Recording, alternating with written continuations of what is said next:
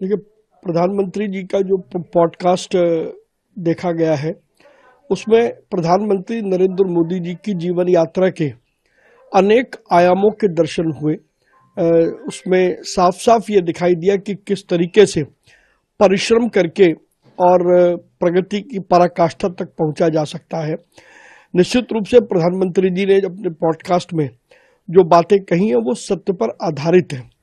और हम सब जानते हैं कि जब प्रधानमंत्री जी गुजरात के मुख्यमंत्री थे तो तत्कालीन केंद्र सरकार ने किस तरीके से उनको प्रताड़ित करने की पूरी पूरी कोशिश की थी। निश्चित रूप से प्रधानमंत्री जी का पॉडकास्ट बहुत सारी चीज़ों पर पर्दों को साफ करता है और देश की जनता इस बात को लेकर के उत्साहित है कि माननीय प्रधानमंत्री जी ने अनेक ऐसे विषयों को भी छुआ जो शायद अभी तक अज्ञात थे।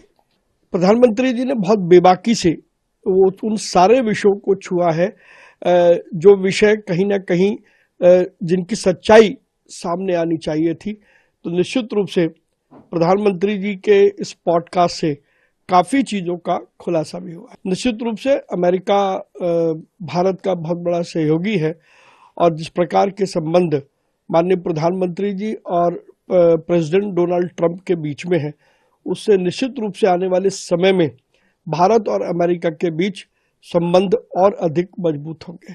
देखिए, उससे पता लगता है कि अभाव या प्रभाव दोनों स्थितियों में व्यक्ति अपने आप को संतुलित कैसे रख सकता है।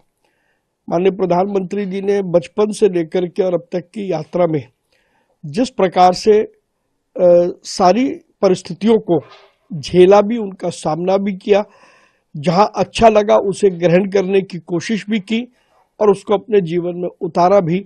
निश्चित रूप से प्रधानमंत्री जी का पॉडकास्ट हम सब कार्यकर्ताओं के लिए एक प्रेरणा है। देखिए, पिछले 10 वर्षों में जिस प्रकार से प्रधानमंत्री नरेंद्र मोदी जी ने विकास का एक नया प्रयास शुरू किया और देश आज प्रगति पर चल पड़ा है, अर्थव्यवस्था हमारी मजबूत हुई है और जिसके कारण से जब भी राजनीतिक रूप से कोई परिस्थिति आती है तो विपक्ष को हार का सामना करना पड़ता है। उससे विपक्ष बौखलाया हुआ है, विपक्ष घबराया हुआ है और इसलिए वो प्रधानमंत्री जी के पॉडकास्ट को अपने राजनीतिक चश्मे से देख रहा है। लेकिन विपक्ष धीरे धीरे करके हाशिए पर जा रहा है। विपक्ष अपने आप को संभाले, वो ज़्यादा ज़रूरत है, बजाय इसके कि वो बिना किसी अर्थ के इस प्रकार के कमेंट करे।